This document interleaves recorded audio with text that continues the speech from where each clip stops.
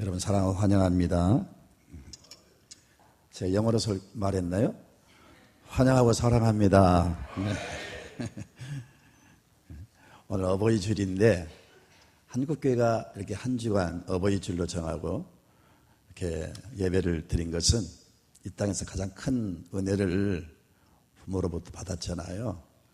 또 부모를 주신 분은 하나님이십니다. 하나님의 사랑과 부모님의 은혜를 잊지 않도록 하기 위해서 이렇게 어버이 줄로 제정하고 지킨 줄로 믿습니다. 하나님께 감사하시고 부모님께 효도를 실천하시기 바라고요. 부모님이 안 계신 분들은 연로하신 노인들을 잘 섬길 수 있는 그런 기회가 되시기를 바랍니다.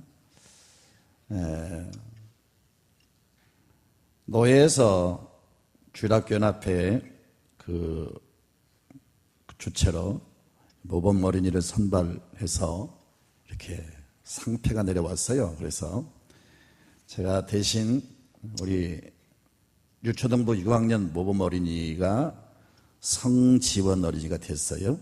나오셔요. 어디 왔나요 오늘요? 예. 예. 우리 성백일 집사님의 공주님이세요. 걸음도 보세요. 또 공주님 닮았잖아요.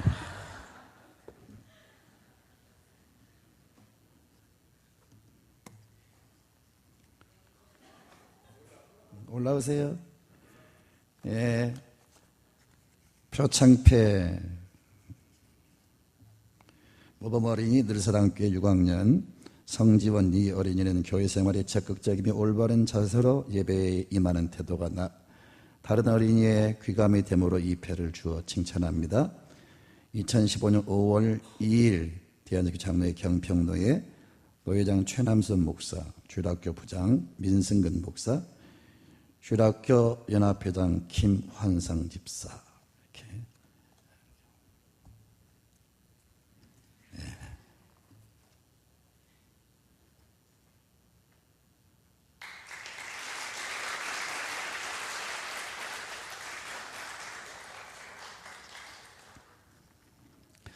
제가 작년에 광주 지원교회 붕괴를 갔었어요.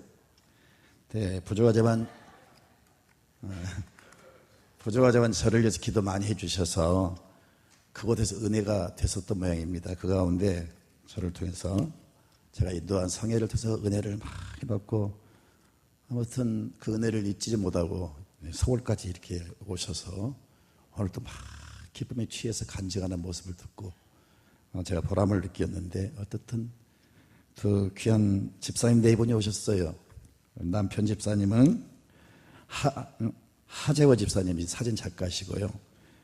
부인 집사님은 김혜영 집사님 두 네 분이 장성에서 단감을 비롯해 과일 농장을 경영하면서 교회를 잘 섬기는 두 네 분입니다.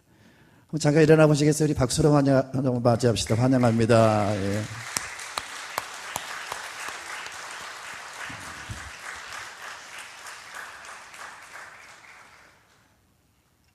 저와 두 분의 장로님이 지난주 캄보디아 시엠립 그쪽으로 이제 교회 성전 건축을 위해서 출국을 했다가 그곳에서 여러 지역을 돌아보고 최종 그 건축지를 선정을 해서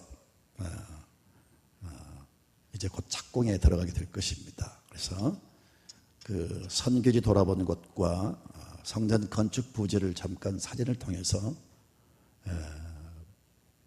보여드리겠습니다. 저분은 저희 교회가 섬기는 김연아 선교사님이십니다. 저분은 전남대학교를 졸업하고 고려대학교 대학원 석사과정을 졸업하고 신학을 해서 선교사로 파송을 받아서 엄청난 일을 하시더라고요. 초등학교를 비롯해 유치원, 앞으로 대학교까지 막 세우려는 그런 꿈을 가지고 정말 아주 열심히 일하는 그런 선교사였던 것을 우리는 정말 그 현재가 더 실감나게 느낄 수가 있었는데, 저분이 섬기는 그 교회와 학교를 돌아보고 저 교회에서 다른 지역의 교회를 설립을 하려고 했는데 못 세웠어요. 그래서 정부로 다른 사람에게 10년 동안 땅을 임대를 받았는데 2년이 흘렀습니다마는 그 지역의 교회를 세우려고 애를 썼습니다. 여러 교회를 세울 지역이 있지만은 특별히 그 지역을 선택한 것은 바로 CM립 도시에 있기 때문에 전략적으로 앞으로 그 교회가 부흥되면은 많은 농촌교회도 세울 것이라 그렇게 기대를 걸고 그 전략적으로 그 지역을 선정해서 임대한 땅이 1790평입니다. 네. 근데 캄보디아는 땅을 임대를 해서 그 위에 건축을 하면 건축물이 보호를 받아요. 임대가 끝났다고 해서 그 건물이 무효가 된 게 아니고 계속해서 그 건물은 건물대로 권리를 행사할 수가 있어요. 그래서 임대지만 오래오래 아마 교회가 그 교회 그 땅에서 유지가 될 수 있으리라 그렇게 믿습니다. 자, 사진을 좀 띄워주시겠습니까? 그 교회 가서 찍은 겁니다. 그 학교 그 옆에 큰 건물이 있어요. 네. 바로 저 지역이 지금 교회를 건축할 땅입니다. 1790평. 예. 사진은 이렇게 보이지만 아주 굉장히 넓은 땅이에요. 그래서 지금 방치를 해두고 있어가지고 그 풀이 무성하게 자랐지만 다 이제 땅을 다지고 교회를 건축한 멋있는 그런 성전이 되리라 믿습니다. 그 옆에 있는 건물은 주택이고요. 또 저 뒤에 있는 건물은 유치원을 위해서 세워진 건물입니다. 그래서 이쪽에 교회까지 세우면 주택도 사용할 수가 있고 유치원 건물도 사용할 수가 있고 그래서 아주 다양하게 사용될 수 있는 그런 아주 좋은 그런 위치, 좋은 조건으로 교회를 건축하게 될 것 같습니다. 곧 착공에 들어갈 것이고 여러분 한 8월 정도, 10월 정도 그 정도의 성전 건축 헌당이 이루어질 줄 믿습니다. 그리고 지난번에 저에게 오셔서 찬양해 주신 그 캄보디아 박영옥 그 신학대학 총장님 그 계신 곳을 저희들이 견학을 했어요. 그때 수요일 밤인데 신학생들이 통독하는 시간에 잠시 찍었는데 한 명도 틀림없이 정말 그 누구 한 사람 움직임 없이 아주 밤인데 열심히 성경을 통독하는 그 모습을 보고 정말 감동을 받았어요. 다른 사진들 보세요. 저 신학교 기숙사고요. 건물들입니다. 저런 저희 무슨 열매죠? 망고에 이렇게 건물들을 지어서 초등학교, 유치원, 대학교까지 지금 운영되고 있는데 저 선교사님이 그 많은 학생들을 다 무료로 식사를 대접하고 무료로 학교를 운영을 해요. 그래서 정말 분위기가 영적으로 깨어있는 그런 분위기인 것을 볼 수가 있었고요. 앞으로 캄보디아 비롯해서 동남아 일대를 깨우는 훌륭한 종들이 많이 나오리라 그렇게 확신을 했습니다. 그렇게 돌아보았고요. 저희 그 중국에 지금 건축 중인 길림성 그 늘사람 교회가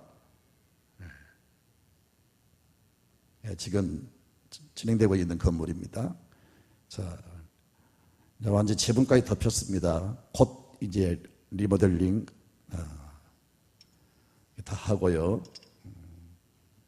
한 6월쯤이면 완성이 되리라 믿습니다. 그래서 저렇게 아름답게 성전이 지금 건축되어 간다는 사실을 여러분이 헌금하고 기도한 모든 것들이 모아져서 좋은 성전이 건축되고 교회 건물이 세워진 것도 중요하지만 저 교회를 통해서 많은 구원받은 사람이 생길 것이고 많은 인재가 계속 배출되리라 믿습니다. 저는 지론이 구제하고 뭐 어디에 뭐 돈 얼마를 보내고 무슨 뭐 물건을 보내고 그 어떤 것보다 어디 가서 봉사하고 뭐 의료 선교하고 다 좋습니다만 최고의 선교는 저는 성전을 건축해서 거기에 제공하는 것이라 그렇게 믿습니다. 왜요? 성전 하나는 앞으로 상상할 수 없는 일꾼들이 구원을 받기 때문에 그렇습니다. 그래서 저희가 지향하는 저곳 곳곳에 성전 건축한 이 일을 귀하게 여기고요. 기쁨으로 협력해서 더 많은 교회가 지구촌 곳곳에 세워질 수 있도록 그렇게 협력해 주시기를 바랍니다. 아멘.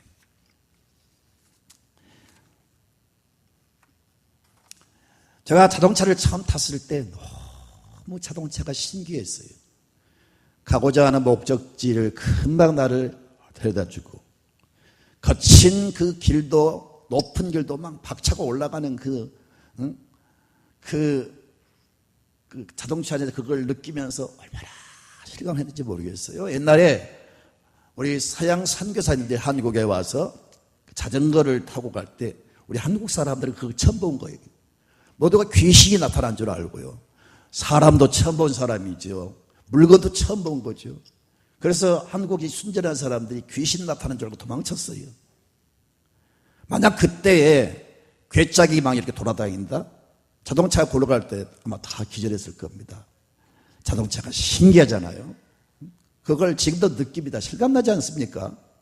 그 자동차를 움직이는 그 힘이 뭡니까? 에너지가 뭐죠? 오일입니다. 오일. 지금 마이크 소리가 나지요? 에어컨이 돌아가고, 또 여러분 온풍기가 돌아가고, 또 냉장고가 돌아가서 우리 삶에 여러 가지 편리를 줍니다. 이게 여러분 무엇으로 가능합니까? 바로 전기라고 하는 그 에너지가 공급됨으로 가동되어서 우리에게 많은 편리를 주죠.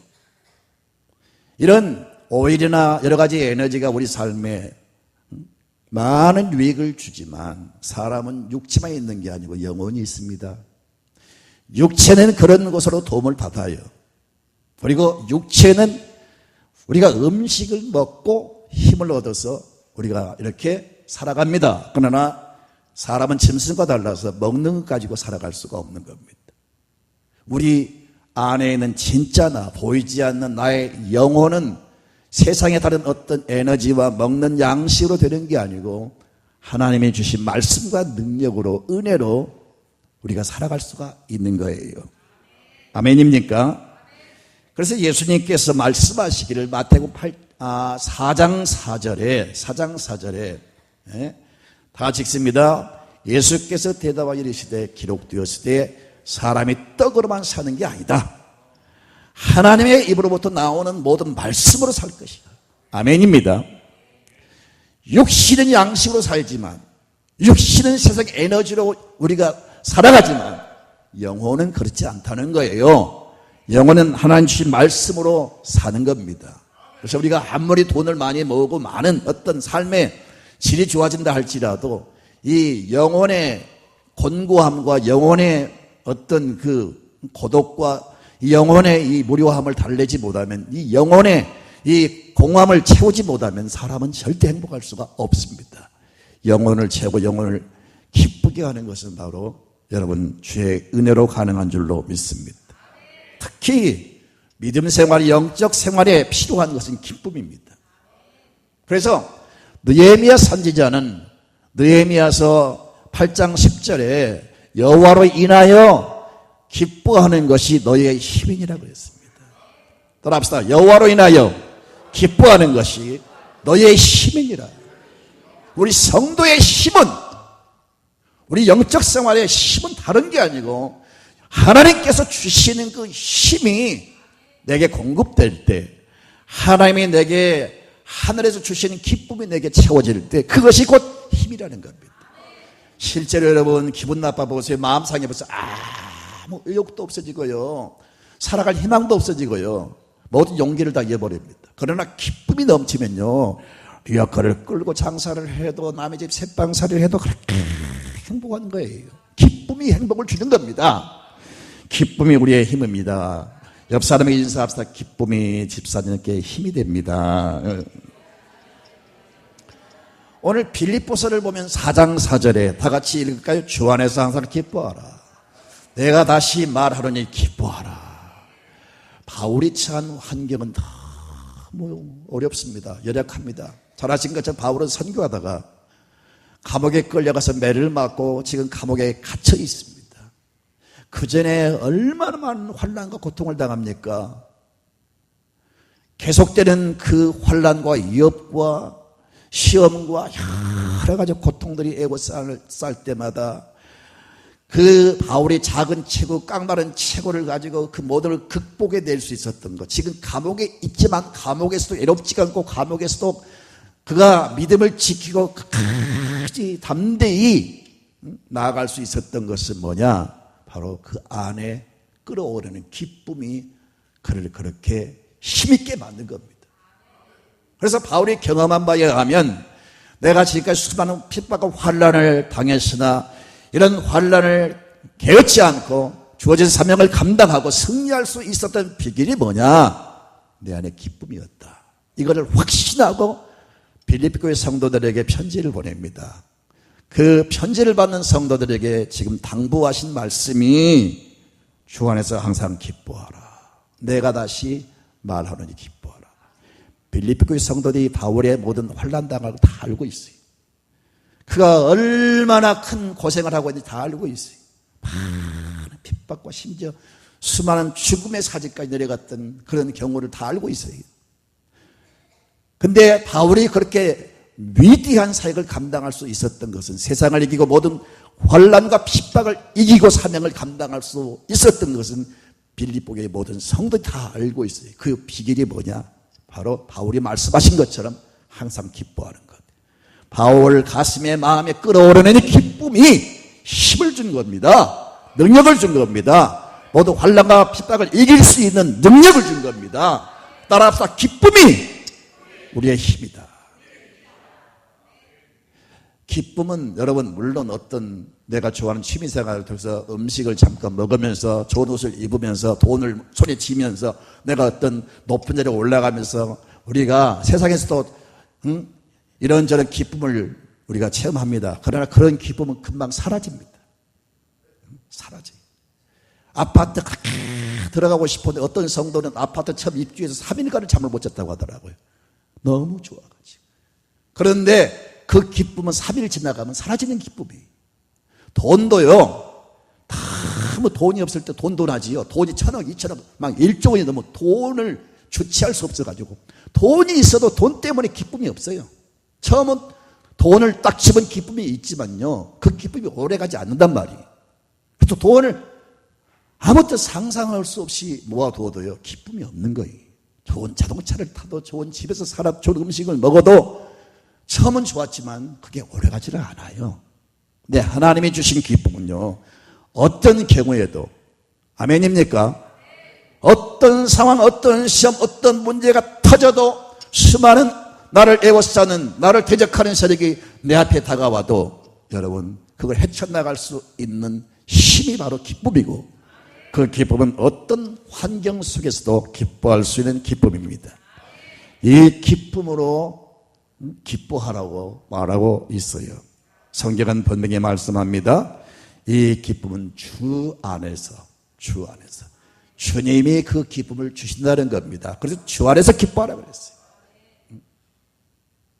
성경은 말씀하시기를 우리 믿는 사람은 가지고 예수님은 나무라 그랬어요. 가지는 겨울에 보면 여러분 그게 무슨 소망이 보입니까? 그걸 꺾으면 막대기에 불과 불수시기에 불이 뭡니까요? 불 뗄 때 부지깽이밖에 안 되잖아요. 그런데 그런 초라한 막대기에 불과하지만 나무에 붙어 있기 때문에 꽃이 피고 열매를 맺는 거예요. 우리가 주 안에 있으면 바로 주님이 주신 기쁨이 내 안에 임하는 겁니다. 아멘입니까? 여러분 온도계와 온도 조절기가 있습니다. 온도계는요 그 온도에 의해서 올라갔다 내려갔다 하는 거예요. 그런데 온도 조절기는요 그 온도를 딱 맞춰놓으면 실내가 계속 70% 50% 그 온도가 유지가 된단 말이에요. 마찬가지로 우리는 금방 이랬다 저랬다 온도계처럼 변덕 부리지 말고 좀 기뻐했다 금방 슬퍼했다 또 낙심했다 그러지 말고 꾸준하게 주님이 주신 기쁨으로 충만해가지고 어떤 경우에도 조절기처럼 여러분 기쁨을 유지하는 성도가 되시기를 주님의 이름으로 축원합니다. 어떻게 하면 기뻐할 수가 있을까? 구체적으로 첫째는요 우리가 기쁨을 유지하는 비결은요 세상을 살아가면서 다른 사람과의 좋은 관계를 가지세요. 정말 사람은 세상을 살아가면서 이 관계가 중요합니다. 친구와의 관계, 이웃과의 관계, 직장 이 사원들과의 관계, 부모와 자식 간의 관계, 형제 간의 관계, 친척들과의 관계, 이 관계가 정말 중요해요. 이 릴레이션십이 깨어지면 마음이 기쁨이 떠납니다. 여러분 경험하셨죠? 누가 다퉈보십시오. 두고 보자 앙금을 가지고 살아보십시오. 원한진 가슴으로, 한 맺힌 가슴으로, 두고 보자 원수 갚겠다는 그런 악심을 가지고 살아보세요. 절대 그 사람은 기쁨이 없습니다. 가시가 하나 찔려도요 아프지 않아요. 전신이. 음식을 잘못 먹으면 이 복통과 더불어 온 전신이 힘들어집니다. 사지가 막 쭉 처지잖아요. 얼마나 힘듭니까? 마찬가지로 우리 마음속에 무슨 미움, 악심, 한, 원한, 원수 갚는 그런 마음을 딱 품고 있으면 절대로 여러분 심령에 기쁨이 없습니다. 기쁨이라고 하는 머리로 느끼는 게 아닙니다. 기쁨은 손발로 느끼는 게 아니에요. 기쁨은 가슴으로 느끼는데, 가슴에 미움에 이 가시가 박혀 있는데 기쁨이 있겠어요? 그래서 사회를 살아가면서 사람과 등 돌리고 사람과 원수 맺으면 그 사람은 절대 기쁨을 유지할 수가 없어요. 그래서 바울 사도는 오늘 5절에 말씀합니다. 5절 같이 읽습니다. 너희 관용을 모든 사람에게 알게 하라. 주께서 가까우시니라. 예수님이 오실 때가 되면 불법이 성함으로 사랑에 식어진다고 했어요. 교회마다 얼마나 많은 다툼과 싸움이 있습니까? 교우들마다 얼마나 많이 다툽니까? 말은 안 해도 막 두고 보지 않은 앙심들을 품고 있어요. 교회가 변질된 겁니다. 예수님이 오실 때 말세가 될수록 이런 현상이 두드러지게 일어난다고 했는데, 우리는 역으로 더 어둠이 짙으면 짙을수록 불이 필요한 것처럼 우리 이 시대의 현상을 바라보면서, 한국교회의 퇴락하는 모습을 바라보면서, 수많은 법정 싸움을 바라보면서, 싸우는 모습을 바라보면서 우리는 역으로 하나님의 사랑으로 충만해가지고 서로 사랑하는 그런 운동을 전개해야 될 줄 믿습니다. 좋은 관계를 가지세요. 아멘입니까? 여러분 친절하고 관대한 사랑을 베푸십시오. 자잘못은 하나님께 맡기세요. 너무 남 판단하지 마시고요. 잘하고 못한 것은 하나님이 다 알아서 하시니까, 그 판단은 하나님이 하시고 모든 것은 다 하나님이 하시니까 우리가 할 일은요 그저 사랑을 베푸는 겁니다. 관용을 베푸는 거예요. 친절을 베푸는 거예요.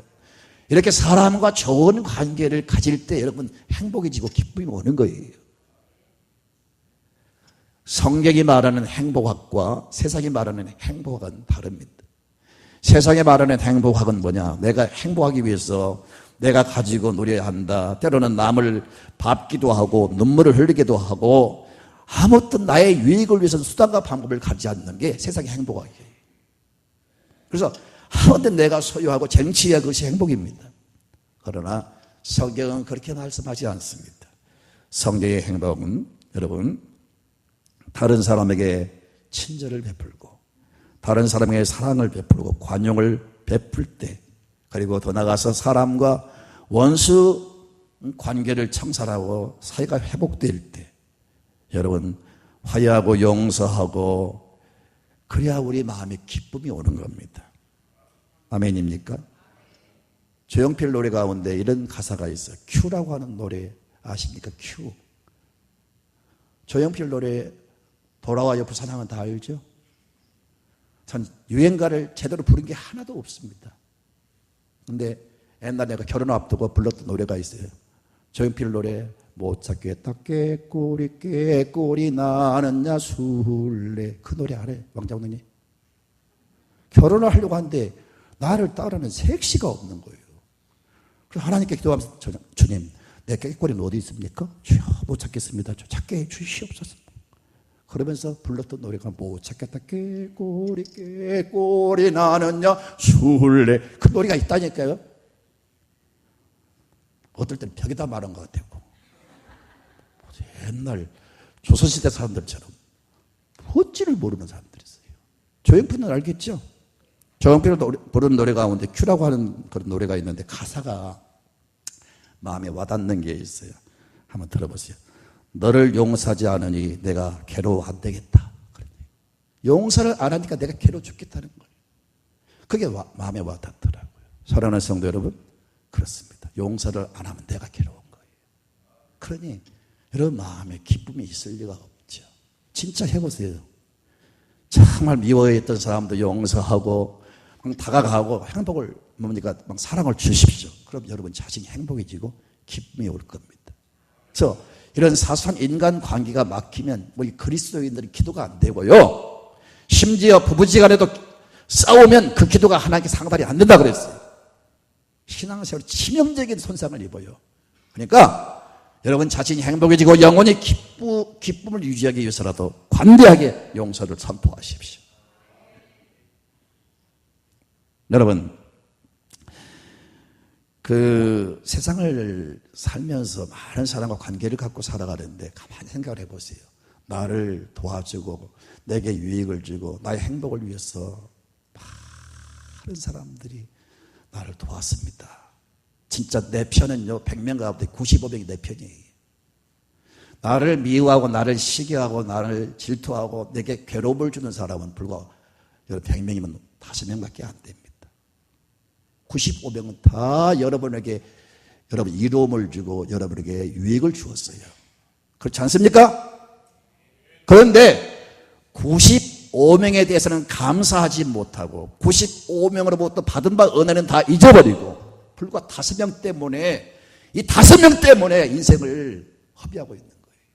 5명 때문에 95명 그 사람들을 통해서 은혜 받으면서 잊어버리고 왜 5명 때문에 시험 들고 마음 상합니까? 우리는 좋은 것을 선택하는 사람이 돼야 되고요. 큰 걸 선택해야죠. 95명이 나를 축복합니다. 내게 유익을 준 사람들이에요. 그런 걸 기억하면서 작은 것은 잊어버려야 됩니다. 왜 큰 건 잊어버리고 작은 것에 여러분 정신 쏟습니까? 그러니까 여러분 인생이 밝지가 않죠. 무슨 말이 이해가 되는지 모르겠어요. 분노하면서 싸운 부부의 입에서 나오는 이 침을 받아가지고 조사를 해봤어요. 검사를 해봤더니 코브라의 입에서 나오는 코브라의 이 이빨에서 나온 독보다 더 진한 독이 들어있더래요. 화내면서 애들을 젖먹이면 애들이 병듭니다. 화내면서 분노하면서 애들을 젖먹이면요 애들이 설사탕장합니다. 그리고 그 애들이 바로 자라질 않아요. 정서적으로 치명적인 손상을 입습니다. 그래서 아이들이 앞으로 잘 자라지를 못해요. 육체는 커도 그 정신과 영혼이 그 마음이 바르게 자라지를 않아요. 그래서 바르게 자란 아이들은 행복한 부부, 행복한 가정에서 바르게 자랍니다. 사랑하는 성도 여러분, 분노하지 마세요. 그래서 분노하면 우리의 손상을 입게 되니까 성경은 말씀하기를 분을 내고도 어떻게 하라고요? 해가 지도록 품지 말라 그랬어요. 빨리 사람이 아니라 순간 분노가 치밀어 오르지요. 그러나 빨리 털어버리시고 평정을 유지하는 여러분 되시기 바랍니다. 그래야 여러분이 행복할 수가 있고 기뻐할 수가 있어요. 두 번째는 기쁨을 유지하는 비결이 뭐냐? 하나님과의 관계를 회복하는 겁니다.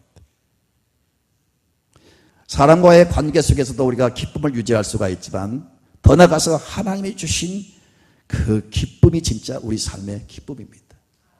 근데 그 기쁨은 하나님과 관계가 회복돼야 기쁨이 온단 말이에요. 부부지간에도 싸우면요 남자는요 한 3일은 찬밥 먹습니다. 싸우지 마세요. 부부지간에 화목해 보세요. 없었던 반찬도 올라오고요. 그래 안 그래요? 이 말도 이해를 못합니까? 왜 그렇게 썰렁하십니까? 진짜 그런다고요. 진짜요, 진짜. 부부지간에 화목하면요, 아내가 서비스가 얼마나 좋은지 몰라요. 밥상이 달라져요. 근데 진짜 제가 경험을 해보니까, 저도 싸웠어요. 진짜 경험을 해보니까요, 아무리 큰 소리 치고 윽박지르고 막 혈기를 내고 막 고성을 치르고 그렇게까지는 솔직히 안 했어요. 그렇게까지는 심각하게 싸우지는 않았지만 아무튼 부부지간에 싸워서 이긴들 아무 유익이 없어요. 진짜요. 내가 이겨도 아무 유익이 없어요. 오히려 손해봅니다. 뭐라고요? 3일간 식은밥 먹으려면 싸우세요. 내가 차려 먹어야 돼요. 사랑하는 성도 여러분, 하나님과 관계가 닫히면요 다 차단되는 거예요. 하나님과 열려야 됩니다. 시온의 대로가 열린 자는 복이 있나니 눈물 골짜기로 걸어간다 할지라도 샘이 터진다고 그랬어요. 인생을 살아가면서 물이 없는 사막길을 걸어보세요. 얼마나 힘듭니까?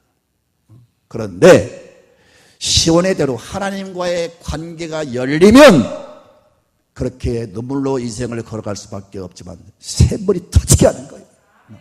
기쁨이, 은혜가 터지게 하는 겁니다. 하나님이 그 은혜를 주시는 겁니다.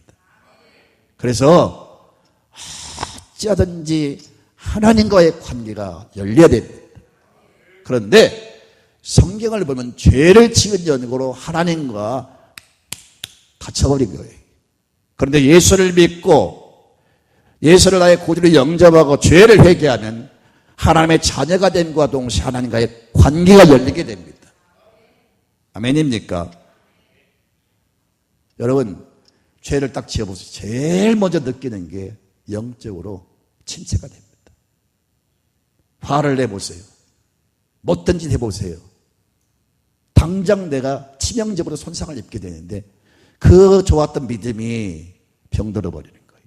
그 맑은 영혼이, 그만 깨어있는 영혼이 당장 침체가 돼버리는 거예요. 찬송이 안 나와 기도가 안 돼요. 기쁨도 다 사라져 버려요. 그래서 절대 죄를 짓지 마세요.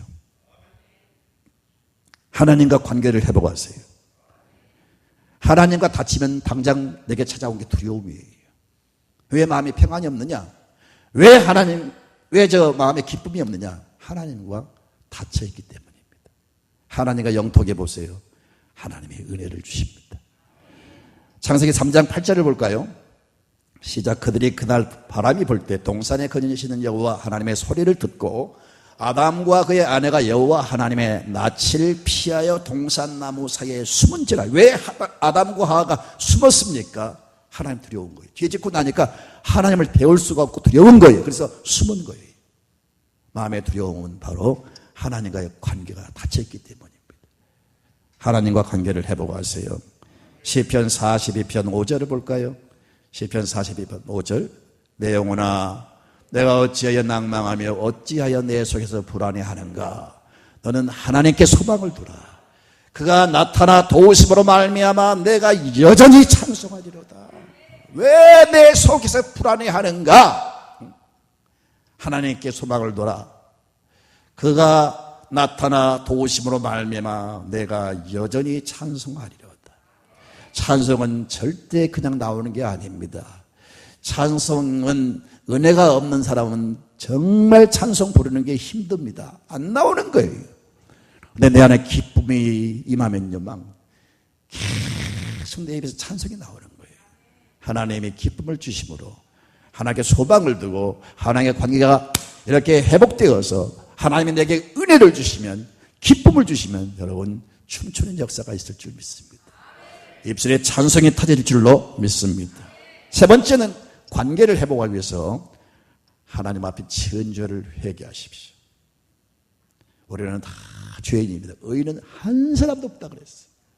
세상을 살아오면서 알게 모르게 지은 죄를 하나님께 회개하세요. 자기의 지은 죄는 반드시 대가를 받습니다.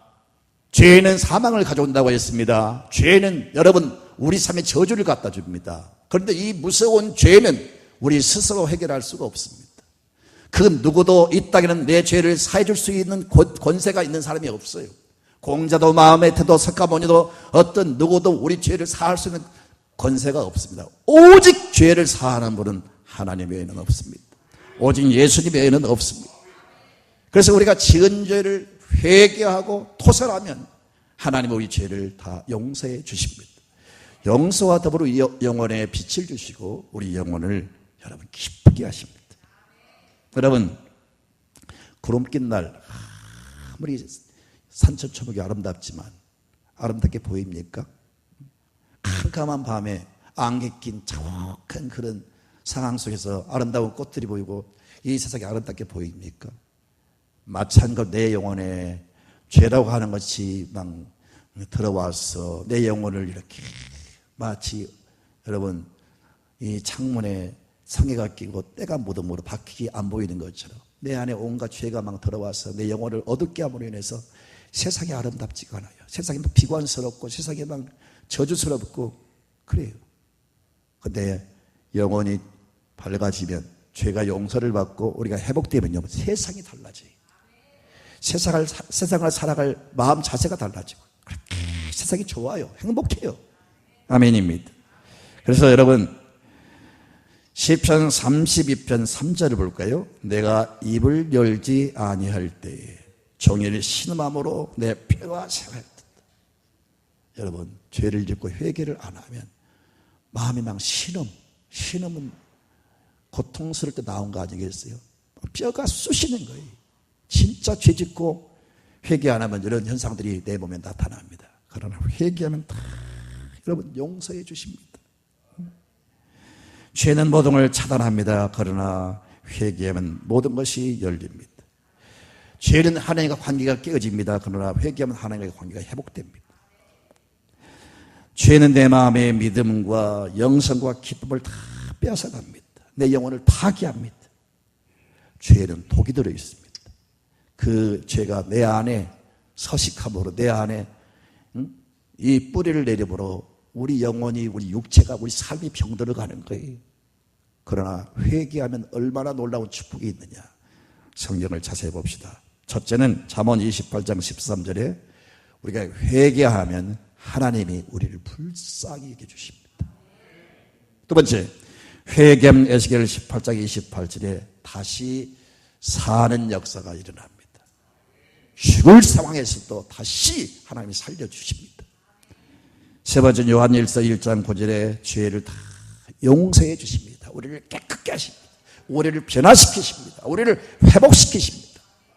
그리고 사도행전 3장 19절에 다 같이 읽습니다. 그러므로 너희가 회개하고 돌이켜 너희 죄 없이함을 받아라. 이같이 하면 새롭게 되는 날이 주 앞으로부터 이를 것이요. 옛날 성경은 이렇게 하면 유쾌한 날이 이를 것이요 그랬어요. 유쾌한 날이 온다는 거예요. 막 기분 좋고 행복하고 기쁜 날이 온다는 거예요. 진짜 회개를 해보세요. 정말 기쁩니다. 정말 기뻐요. 아마 제 말을 지금 깨닫는 사람들, 아 맞아, 목사님 말씀 맞아, 이렇게 실감하는 사람들 불과 몇 살 안 될 겁니다. 진짜 회개를 해보세요. 하나님이 그 회개한 사람에게 상상할 수 없는 기쁨을 주세요. 얼마나 기쁜지, 얼마나 기쁜, 뭐가 있어서 기쁜 게 아니고 막 내 마음에 막 기쁨이 파도를 치는 거예요. 정말로 이런 기쁨은 세상에 맛볼 수 없는 기쁨, 돈으로 살 수 없는 기쁨, 어디서 우리가 얻을 수 없는 기쁨, 하나님만이 주시는 그 기쁨을 회개하는 사람에게 주십니다. 유쾌한 날이 옵니다. 할렐루야. 마지막 회개하는 사람은요, 욥기 22장 23절입니다. 같이 읽을까요? 내가 만일 전능자에게 돌아가면 내가 지음을 받을 것이며 또 내 장막에서 보리를 멀리 하리라. 이 말씀도 옛날 성경은 다시 흥하리라 그랬어요. 다시 흥하는 역사가 일어납니다. 할렐루야. 이렇게 회개가 중요한 거예요. 하나님과의 관계가 회복되면서 하나님 주신 기쁨에만 임하는 거예요. 사랑하는 성도 여러분, 사소한 것에 시험 들지 마세요. 사소한 것에 마음 상하지 마세요. 그럴 시간이 있으면 하나님께 가까이 나가세요. 하나님께 엎드려 기도하세요. 그래서 사람한테 이루받지 못한 것, 사람한테 어떤 뭘 느끼지 못한 것, 천배만배 더 좋은 하나님의 은혜를 누리시기 바랍니다. 하나님의 기쁨을 여러분 선물로 받으셔서 정말 여러분이 행복하시기를 바랍니다. 마지막으로 기도의 능력을 경험하십시오.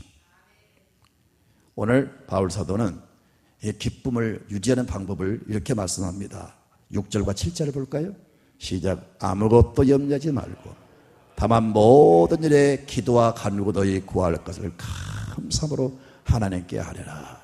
그리하면 모든 지각에 뛰어난 하나님의 평강이 그리스도 예수 안에서 너희 마음과 생각을 지키시리라. 여러분, 우리가 이렇게 여러분 기도하면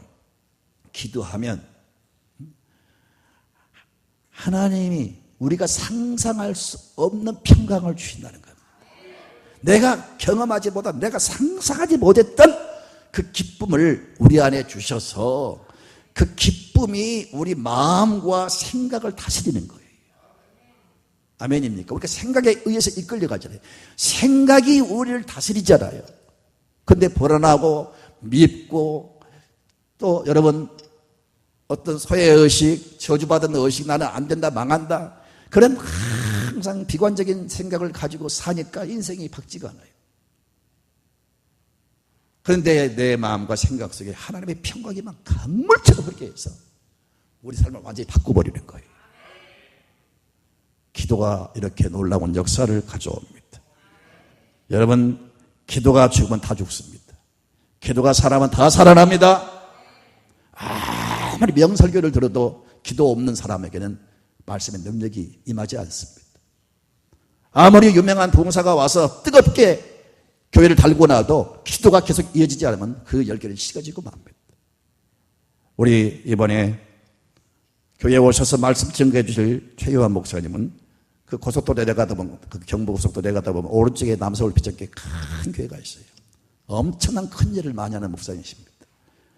다른 건 다 제가 말씀드리지 않겠고요. 그분은 모세가 기도했던 시내산에 올라가서, 시내산에 가보신 분은 알 겁니다. 물 한 방울을 구할 수가 없고요. 나무 한 그루, 풀 한 그루 볼 수 없는 완전히 돌산입니다. 그곳에서 모세가 40일 금식했잖아요. 바로 그 자리에서 이 목사님이 40일을 금식하고 내려가셨어요. 금식 40일은 생명 걸지 않으면 할 수 없습니다. 보통 사람이 한 15일 하면 다 죽습니다. 그런데 40일을 이렇게 금식할 수 있다고 하는 것은 첫째는 생명을 걸어야 되고요. 그리고 하나님이 주신 은혜로 이길 수가 있는 겁니다. 이런 생명을 걸고 기도하신 분이기 때문에 그의 목회 철학이나 그가 받은 은혜나 그가 끼친 그 영향력은 대단합니다. 이번에 부흥성회를 통해서 내 영혼이 살아나시기 바랍니다. 여러분 가정들이 살아나시기 바랍니다. 이번에 참으로 여러분 찬스로 생각을 하세요. 좀 바쁜 일이 있어도 다 이번에 좀 미리미리 좀 잘 시간들을 잘 조절해 가지고 성에 꼭 참여해서 이번에 이 부흥성회를 통해서 우리가 회복되고 내 영혼이 살아나고 교회가 새로운 변화가 일어나고 할렐루야. 여러분 생에 놀라운 새로운 어떤 터닝 포인트가 되시기를 주의 이름으로 축복합니다. 기대하면서 여러분 기도하면서 사모하면 은혜를 주실 줄로 믿습니다. 우리가 이렇게 기도하면 우리 영혼이 살아나고 뿐만 아니라 성령을 부어주십니다. 기도하면 여러분 우리 속에 은혜를 주십니다. 기도하면 우리 삶 속에 복음의 능력이 나타납니다. 여러분 TNT 화약이 아무리 폭발력이 있어도 그걸 가만히 상자 안에 두면 아무런 능력이 없어요. 가스가 대단하잖아요. 그걸 그냥 병에 딱 담아두면 그냥 물체에 불과해요. 그런데 이걸 불을 붙이면 폭발하는 겁니다. 우리 안에 복음이 있습니다. 우리 안에 예수님이 계시고 우리 안에 성령님이 계십니다. 우리는 하나님의 말씀이 있고 믿음이 있습니다. 근데 이게 기도가 살아나지 않으면 이건 아무 능력이 없는 거예요. 수류탄은요 폭발력과 파괴력이 있어요. 고인들이 수류탄 훈련을 받을 때 혹은 적지에서 수류탄을 던질 때 이걸 안전비를 뽑고 던지면 이게 폭발하면서 엄청난 파괴력을 일으키잖아요. 그 사람도 죽잖아요. 그런데 병사가 수류탄을 던지면서 안전비도 뽑지 않고 마치 쇳덩어리 던지듯이 그냥 던지면 그래가지고 아따 이거 맞고 뒤져라. 그래서 적군의 머리가 터져가지고 죽기를 바란다면 그 어리석은 병사 아닐까요? 교회가 무슨 일을 시도해서 마치 쇳덩어리가 그 적군의 머리에 맞아가지고 피가 쏟아지고 그래서 그냥 병원에 가는 그런 현상처럼 무슨 일인가 시도했다가 어떤 일도 있고 무슨 일도 벌어지겠죠. 그러나 근본적으로 교회는 폭발력을 일으키게 됩니다.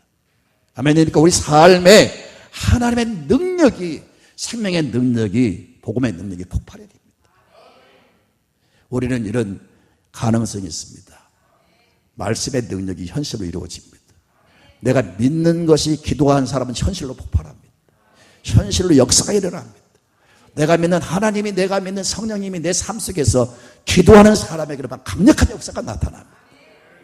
이런 소망과 이런 놀라운 약속이 있음에도 불구하고 우리가 기도를 안 함으로 그 모든 것을 상실하고 있으지. 사랑하는 성도 여러분, 기도가 살아나면 이런 폭발력이 일어납니다. 제가 기도가 살아나면 저점 내 영혼이 살아난다. 성령을 통해서 기쁨을 부어주신다. 세 번째는 뭡니까? 복음의 능력이 폭발한다. 할렐루야. 앞으로 인생을 살아가면서 바울이 경험한 이 기쁨, 모든 걸 이길 수 있고 승리하는 비결은 내 안에 기쁨이 임해야 된다. 이 기쁨은 항상 여러분 사람과 원수 맺지 마시고 하나님과 좋은 관계를 가지시고 철저히 회개하십시오. 그리고 또 한 가지 열심히 기도해서 현실 속에 복음이 폭발하시기를 주로 축원합니다. 아멘.